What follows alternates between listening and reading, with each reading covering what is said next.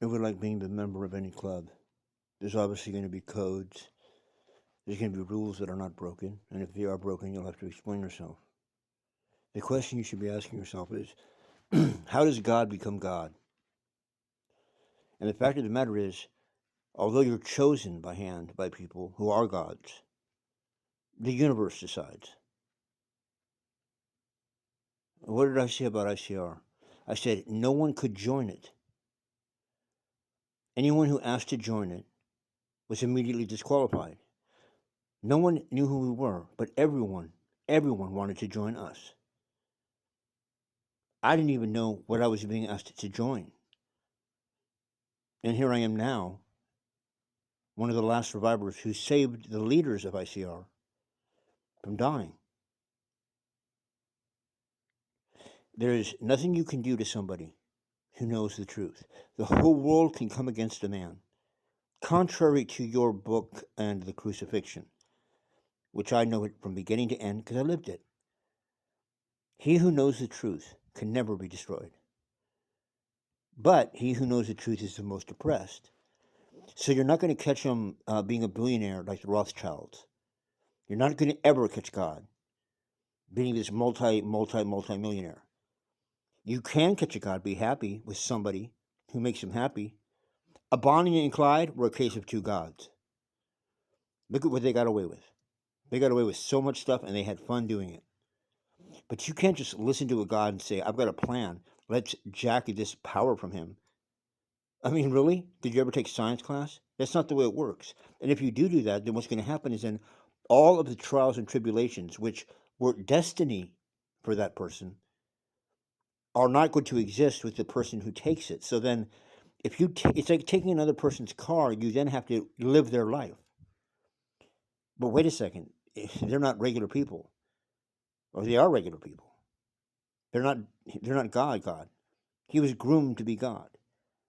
So all these stories you think are ridiculous are all true because you have to go through all of that. Oh my God! Holy shit! I've been through everything until the universe is satisfied that you're God. You were asked once, weren't you, Don? Would you ever want to be a God? And you know what Don said?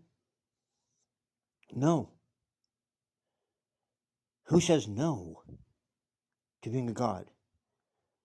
Right then, he solidified himself as God. And then, off of the very things that got him into that position of being in the movie Unbreakable and being the guy in orange who saves the woman getting raped, who takes in the girl who's raped as his girlfriend and loves her, brings her back to health, escorts beautiful women that he wishes he could have, he didn't know yet, and is tested everywhere he goes. He doesn't have to knock out anybody. He's not Johnny Cash, but he walks the lion. I guess you're not a lion because you think guys that do steroids and think they're badasses, but on the inside are pretty much hurt, really hurt, are somehow gods. Well, now you two have a lot in common because you praise the power, but you deny the power. And you kept denying it and denying it. It's what's called a people's secret. If someone tells you something and it's true, you do not have the obligation. You do not have the obligation or the right to deny it. That's the second part of bearing false witness. So when you deny him, it really empowered him. And when he laid down his sword for you, because you said you had a man, and every other demon in the world hears that, they're not going to kill him. But all you did was walk him right into the setup. Oh, I know. As we speak, there are men and women, mainly women, who are hunting down that tribe. And Trump would have never been president, or let me rephrase that. Don and Michael Pence would have never been president of the U.S. Because when you shoot him down like that, you don't understand the shoulder butterfly effect. You fucked around with something that if people knew it was you, they'd fucking lynch you in a second. And he knew the whole time, tried to warn you, and you still tried to play him like a punk. Or let these fuckers play him like a punk. So if they're sitting there laughing, going, he's going to come and get her. No. I knew from day one it wasn't her. Because I knew her from day one. She was innocent. She was sweet. If anyone corrupted her, it was me.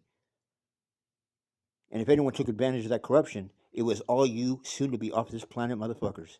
And that's not a threat, that's a promise. Just because it happens. And if it doesn't, then you tell me, how is it you have all these Nazi West Siders, Don comes up here, they all end up dead. That's Don. Now, you kick me out of your city. You rejected this guy after all he's been through. See, he's not saying, oh yeah, I'm God, I'm Jesus. He's saying that's just what he is because of what he lived. You are what you are because of what you live.